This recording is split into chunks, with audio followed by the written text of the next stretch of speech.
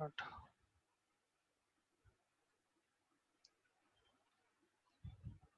So today we'll be discussing about tumors of the sex cord. This basically includes stromal tumors. Okay, so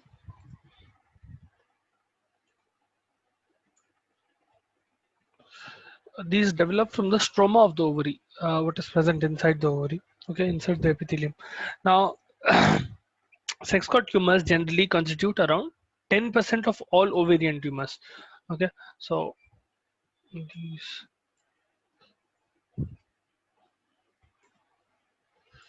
ovarian tumors. Now there are certain important, as we'll not discuss all of them. Okay, they will occur at any age. These sex cord tumors can occur at any age, and generally speaking, whenever these tumors occur, they will start secreting hormones, specifically steroid hormones, estrogen, and sometimes even what you call androgens as well will be secreted in one time. Okay, so there are different types of tumors in this. The first one will be fibroma.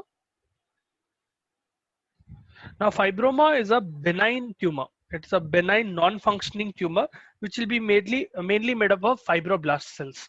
Okay, it will be solid and firm, and generally fibromas are associated with right-sided pleural effusion, fluid filling in the right side, right lung. It will generally occur in a condition called Meigs syndrome. Okay, both of them will occur together if they do occur. So this is basically a benign non-functioning tumor,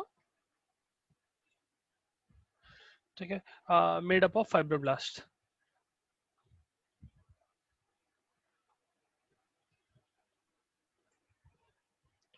Okay, um, as such it is very solid and firm to touch, and sometimes if it is occurring it might cause pleural effusion as well, in the sense that it will be associated with right-sided pleural effusion. That condition will be called Meigs syndrome. Okay, so then we have something called thecoma. Now, thecoma is similar to fibroma, but this will contain spindle-shaped cells, spindle-shaped theca cells. Okay, inside your ovary, you have thecal cells. This will contain spindle-shaped theca cells, and those thecal cells will start secreting estrogen. So, made up of spindle-shaped theca cells which secrete estrogen. Okay, so that is another type of tumor. Then we have granulosa cell tumors. Now, granulosa or granulous cell tumors, these will secrete estrogen, and sometimes they will form small eosinophilic bodies. Okay, fluid-filled spaces. Technically, those are called Cole-Exner bodies. So we have another type of tumor which is called granulous or granulosa cell tumor. Okay, this will obviously secrete estrogen, plus it will form Cole-Exner bodies. Okay, Cole-Exner bodies are basically fluid-filled spaces. They will look like an ulcer, but it is not exactly an ulcer. Okay, there will be small bodies that are filled up with fluid, and they will be eosinophilic. They look like eosinophils. Okay, then we have another type of tumor which is Sertoli-Leydig cell tumor. Now you might be wondering why there is Sertoli and Leydig cells in the ovary, which is normally present in testes, right? They are responsible for the production of sperms and testosterone, respectively. Now, as such, in this type of tumor, what happens is Sertoli and Leydig cells. Initially, a few cells will be present in the ovary, but they start developing inside the ovary, and when they start developing, due to this tumor, they will cause production of or produce androgens. Okay, androgens are basically testosterone, androstenedione, dihydroandrostenedione, things like that, or dihydrotestosterone. उसका effect क्या होता है? It will cause virilization.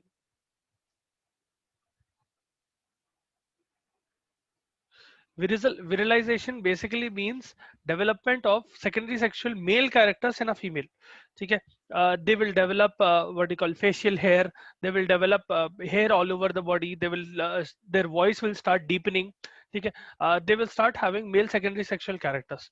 Whenever they have certainly Leydig cell type of tumor, that tumor will start producing androgens, and because of that androgens, this is happening inside the ovary. Okay, because of those androgens, the female will start exhibiting male secondary sexual characters. So their voice will deepen, their weight might gain a little bit, they might have more number of hairs, especially facial hairs that are coming in. Okay. Now most sex cord tumors are benign, but 25% of granulosa cell tumors can metastasize. So these are the more common ones that can cause cancer. Most of sex cord tumors will be benign. Only granulosa cell tumors are prone to reoccur or metastasize. Okay, 25% of them. So those are sex cord tumors. I hope you understood this. There are only 4 different types, and it's not a lot, only basic information. Okay, fibroma, which is benign; thecoma, which will secrete spindle shaped, which will secrete estrogen; granulosa, which will secrete estrogen, and it will form eosinophilic bodies called Colixiana bodies. They will be fluid-filled small spaces, and certainly Leydig cell, which will cause production of androgens, leading to virilization, production of secondary sexual male characters in a female. Okay. Now coming to the next topic, breast cancer. Now this is one of the most common cancers in humans. It can occur both in men and women, and incidence and mortality is very high for this. Okay, so incidence and mortality is high in developed countries specifically. Rather than developing countries, you will see them a lot in developed countries, occurrence of breast cancer as such. And the highest incidence is around perimenopausal age, close to menopausal age. Okay, incidence is highest around perimenopausal age. Okay, close to early 40s and late 40s. Menopause, if you see that it will occur somewhere between 45 to 55, this will occur somewhere close to 40s. Okay, early 40s or sometimes late 40s as well, around menopausal age. Now there are a few risk factors that are associated with it. Risk factors or causative agents, you can also tell. So let's write them as etiology. Though we do not know the exact etiology, there are a few factors that will favor the causation of breast cancer. All right, those etiological factors will include obviously geography, as it is occurring more in developed countries than developing countries. Then we have genetic factors, meaning if their parents, it can be hereditary or it can be a genetic mutation, in the sense that if their parent had, if a girl's mother had breast cancer, there is a good chance that she will develop it in her lifetime as well. Okay, and it can be a result of genetic mutations as well. Then it can be excessive endogenous or exogenous estrogen, meaning if there is increased amount of production of estrogen, or if the patient is taking estrogen externally, okay, for whatever reason, for let's suppose for fertility or for whatever reason they are taking estrogen, for a prolonged period of time, exposure to this estrogen, whether it is being produced in their body, which is endogenous, or if they are taking it from outside, either way, whenever there is prolonged duration of exposure to estrogen, development of breast cancer is common. Okay, that plays an important factor in the development of breast cancer. Then there are a few environmental and dietary causes.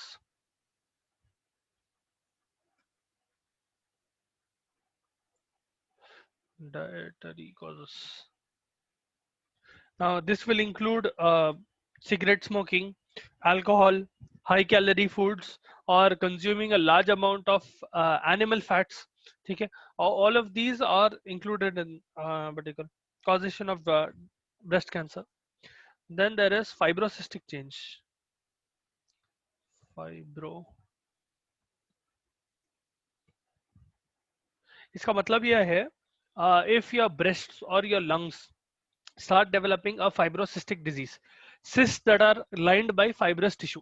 Okay, cysts are basically small fluid filled bodies. If those cysts are lined by fibrous tissue, and if they themselves inside have fibrous tissue inside them, they are called fibrotic cysts. ठीक है. अगर in sometimes what happens is lungs will develop fibrocystic disease. ठीक है. That, or if the breast themselves develop fibrocysts, in such cases the risk of developing breast cancer in that person will increase by 5 times. Okay. Whenever there is fibrocystic changes in either breast or in the lungs, that will increase the risk of development of breast cancer by 5 times. Okay. This is generally associated with atypical hyperplasia. Okay. You will have very weird type of hyperplasia occurring in the cells where this fibrocystic change is occurring. When both of them occur, atypical hyperplasia and fibrocystic change, the risk of developing breast cancer increases significantly.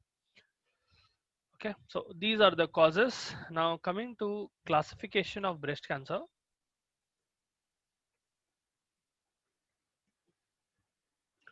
It can be classified into 3 major categories. Okay, the first one is non-invasive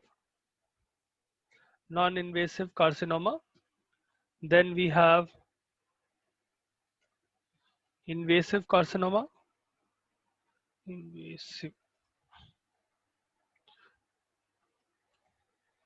invasive carcinoma.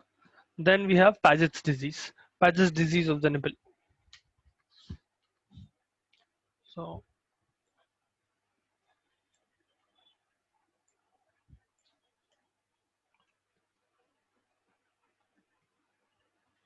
okay, we'll discuss each of them. There are a few subcategories in each of them. Coming to the first one, non-invasive carcinoma. Non-invasive carcinoma will have 2 main types. Okay, the first type in non-invasive carcinoma will be, hold on, I'll do it this way.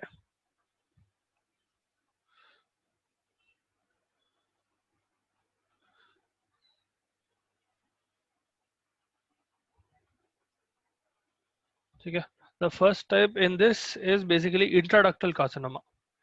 Intraductal carcinoma.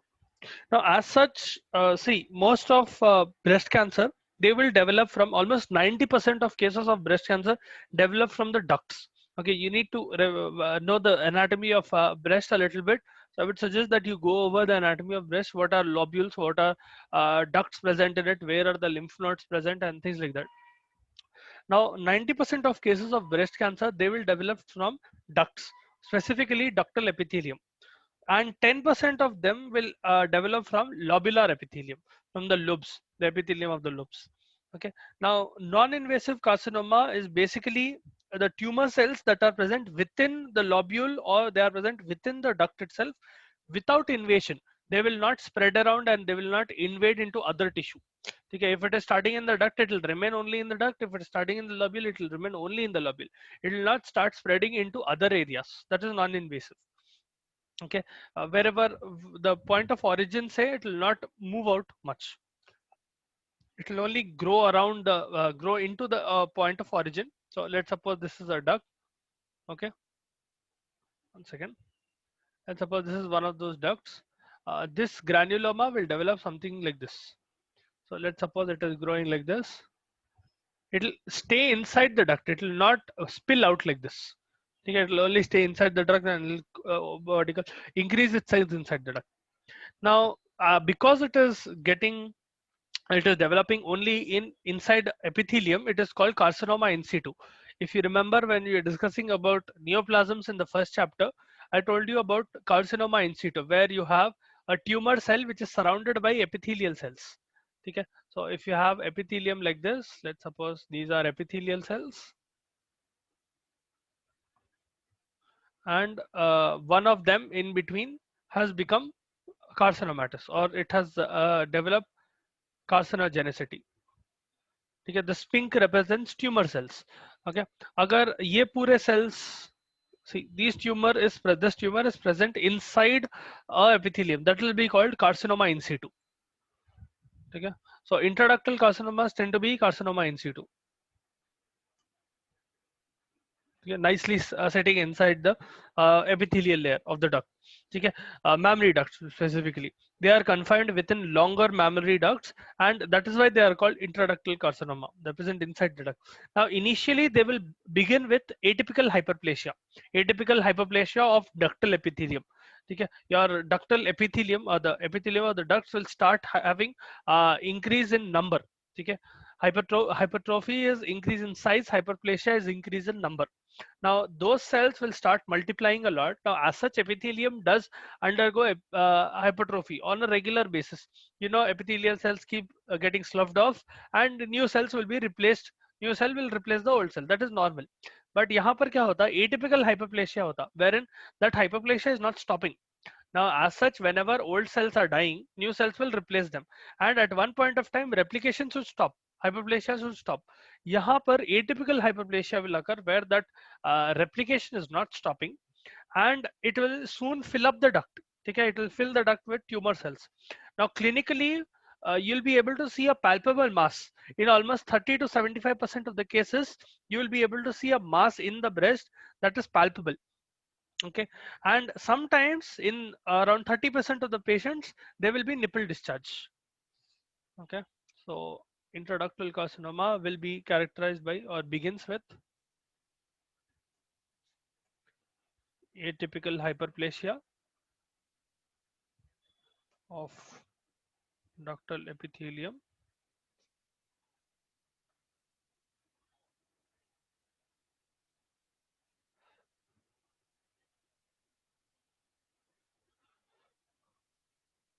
Okay. Other than that, in around 30 to 70%, 30 to 75% of patients will have palpable mass. Okay, you can touch and feel the mass in the breast, and in 30% of the cases there will be nipple discharge. In 30% of cases. Okay, so these are two clinical features that will distinguish what is intraductal carcinoma. Now, pathologically, the pathological changes that occur, the tumor itself may vary in size. Okay, it might be small, it might be medium and large, but mostly it will be small, and they are poorly defined cells. Okay, there will only be one type of cells, not a lot of differentiation as such. They are around 3 to 5 centimeters in diameter.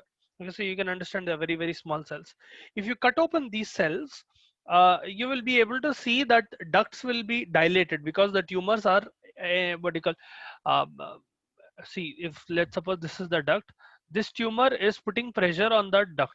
Okay, it is growing and growing and growing, because of which the duct itself will start enlarging. Okay, you will start seeing dilation of the duct. Okay, so this fellow will literally dilate in this direction, it will become thicker, and now inside the tumor, if you cut open the tumor, you will be able to see cheesy necrotic material. So inside here in the tumor, you'll be able to see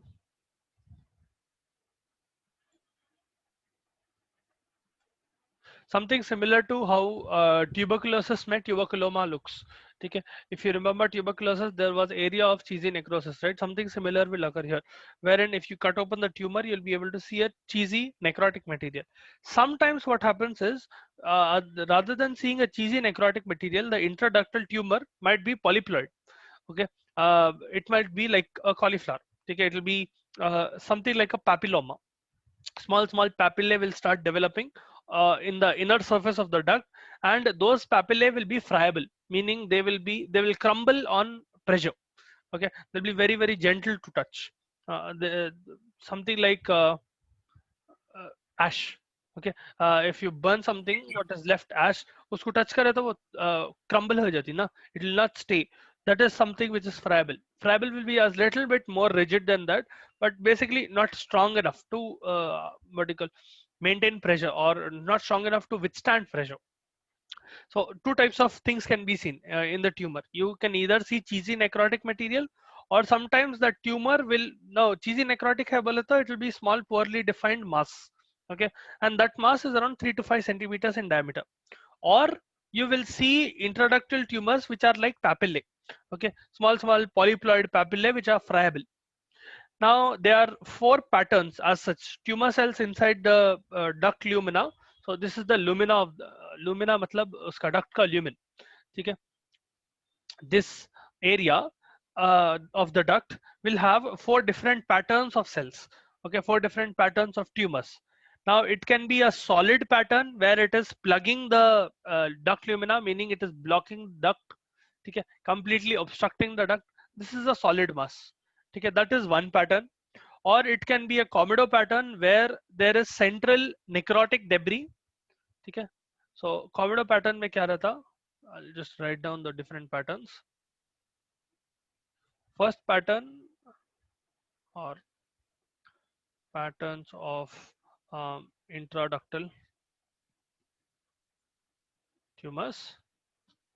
Okay, four different patterns are there. First pattern is solid mass. Okay, proper thick mass that is present inside the duct and it is blocking the lumen. That is one. Then we have Komodo pattern. Komodo pattern में क्या रहता है? You will see a central area of necrotic debris which is surrounded by neoplastic cells. ठीक है? So you will see one area where there is necrosis.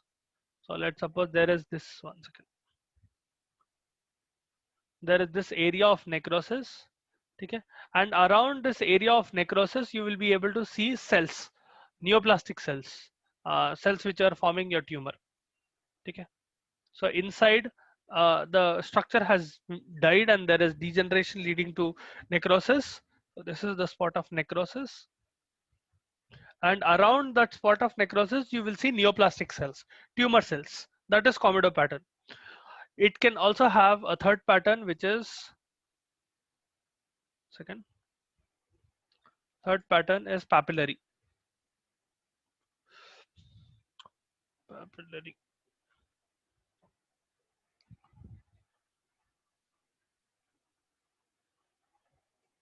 Right. Papillary pattern में क्या रहता? You will see formation of intraductal papillary projections. Okay, small papillary projections will be present inside the tumor cell. So let's suppose this is the tumor. Yeah, let's suppose these are the small papillae that are present, and these papillae will basically be present on the surface of your tumor. Okay, basically trying to draw the surface of the tumor which is covered by these papillae. Okay, so let's suppose this whole structure represents a tumor which is covered by papillae. That will be papillary pattern. Or you can have cribriform pattern. Now cribriform pattern में क्या रहता? You will see small fenestrations present, punched out fenestrations, small window-like structures. ठीक है?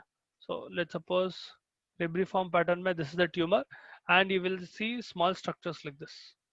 ठीक है? It will be punched out, meaning if you look at it horizontally, it will look like this. ठीक है, something like an ulcer but it is punched out. ठीक है, आप punching machine लेके अगर पेपर को पंच करे तो कैसा दिखता, वैसा रहता. स्मॉल फेनेस्ट्रेशन का मतलब विंडो लाइक प्रोजेक्शन. ठीक है, सो द लास्ट पैटर्न और cribriform pattern will be like fenestrations.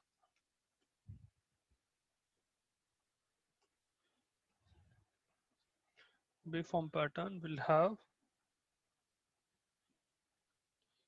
punched out fenestrations. Okay, so these are the four types of intraductal carcinoma that you will see. Four patterns in intraductal carcinoma you will see.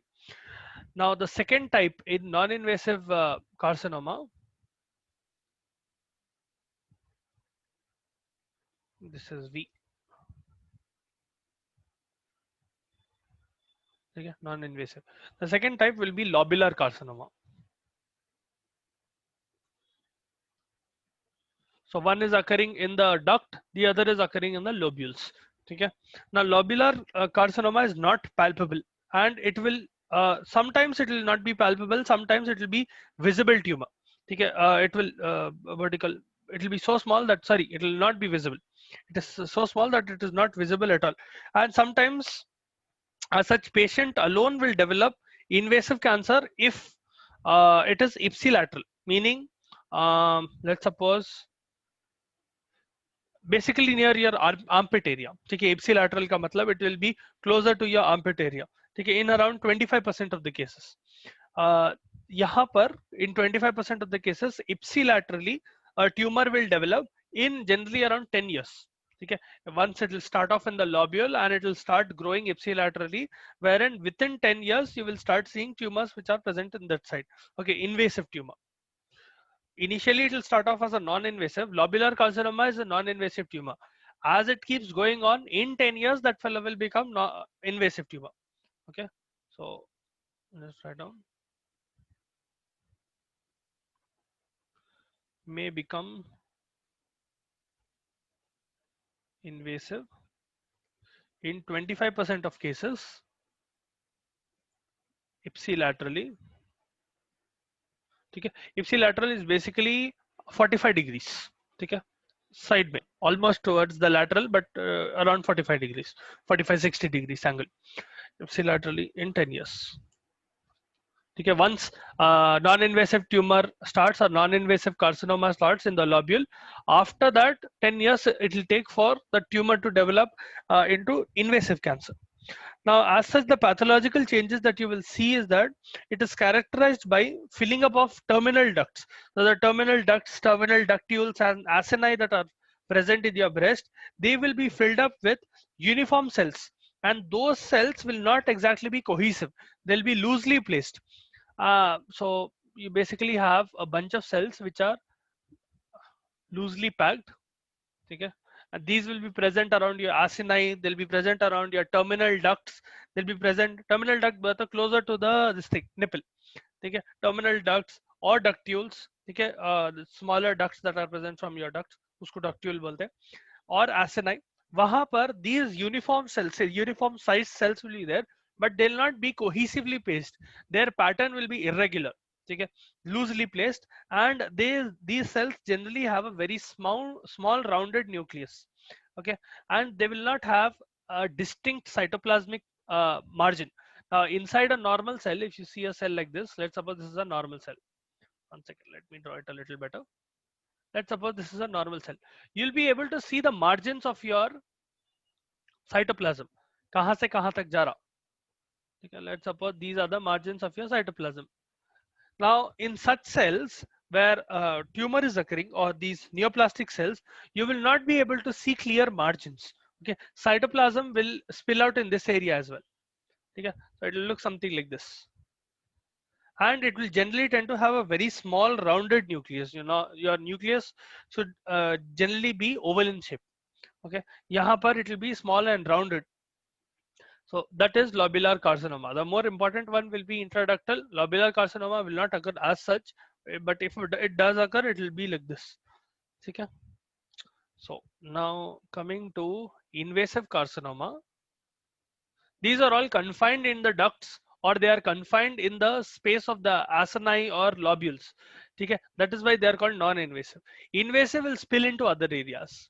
Invasive carcinoma has several types as well.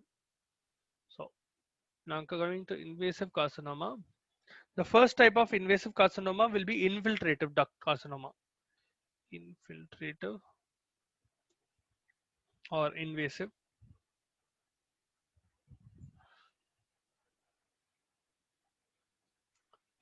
duct carcinoma. Now, ये क्या है? This occurs in almost 70% of. Whoa. Please be careful of where you are touching. Right. Now, this will occur in almost 70% of all breast cancer cases.